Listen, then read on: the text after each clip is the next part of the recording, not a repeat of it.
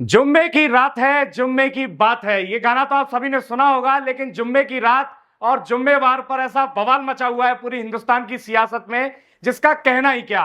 नमस्कार साथियों, स्वागत है आप सभी का। आप देख रहे हैं राजस्थान वन। मैं हूं आपका दोस्त नीरज शर्मा। दरअसल पूरा मामला शुरू हुआ आसाम गवर्नमेंट ने और आसाम के सीएम हेमंत विश्व शर्मा ने एक फैसला लिया, जिस फैसले के बाद 90 साल पुराना एक सिस्टम बदल गया। सिस्टम क्या था कि जुम्मेरात और जुम्मेवार यानी थर्सडे और फ्राइडे, गुरुवार और शुक्रवार के दिन खास तौर पर विधानसभा से लेकर तमाम सरकारी संस्थानों, प्राइवेट संस्थानों, स्कूल, कॉलेजेस में मुसलमानों को एक खास तौर पर छूट दी जाती थी। नमाज पढ़ने के लिए 2 घंटे का ब्रेक दिया जाता था। इस पूरे सिस्टम को सरकार ने, जो 90 सालों से लगातार चल रहा था, एक ऑर्डिनेंस लाई और इस पूरे सिस्टम को बदल दिया गया।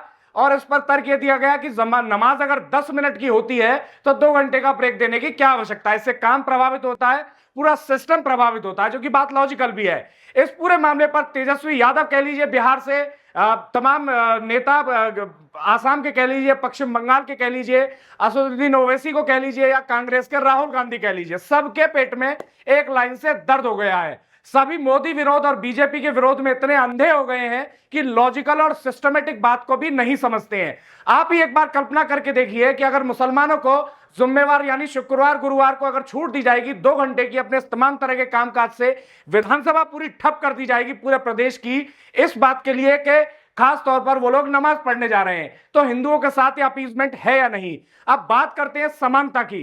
एआईडीयूएफ के एमएलए मजीबुल रहमान का कहना है कि ये समानता की बात है, समान अधिकार सभी धर्मों को देना चाहिए। तो भैया, अगर समान अधिकार की बात कर रहे हो, मुसलमानों को शुक्रवार और गुरुवार को 2 घंटे की अलग से छुट्टी दी जाएगी, विधानसभा ठप कर दी जाएगी, सारे सरकारी प्राइवेट संस्थान इस नाम पर ठप कर दी जाएंगे कि नमाज पढ़ने जा रहे हैं, और ये मामला धर्म का है, तो हिंदू अगर इस बात पर आ गए, इसी स्टैंडर्ड अगर तो सबके बराबर रखे गए, तो समस्या बहुत ज्यादा हो जाएगी।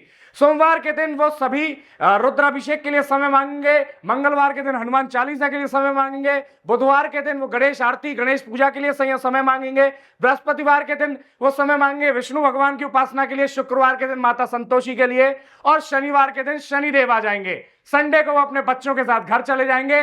काम कब किया जाएगा? मजीबुल रहमान जी, आप ही समझा दीजिए।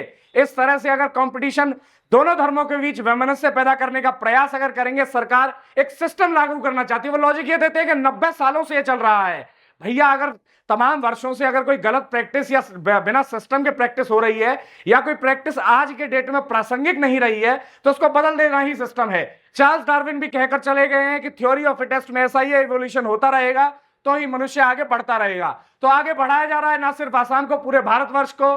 क्या अन्य राज्यों के अंदर भी यह सिस्टम लागू होना चाहिए? जो अन्य राज्यों से लोग देख रहे हैं, हमें जरूर कमेंट करके बताएं, क्या आपके राज्य में इस तरह का सिस्टम है कि खास तौर पर अलग से नमाज पढ़ने के लिए 2-2 घंटे का ब्रेक दिया जाता है? उसके बारे में भी आप कमेंट के अंदर चर्चा करें। साथियों, ये कितना भर सही है, कहां तक सही है, और क्या ये सच में सेक्युलरिज्म है, या फिर सेक्युलरिज्म के नाम पर यह ठगा जा रहा है? आपकी क्या राय है, जरूर बताइएगा। जय हिंद, जय भारत।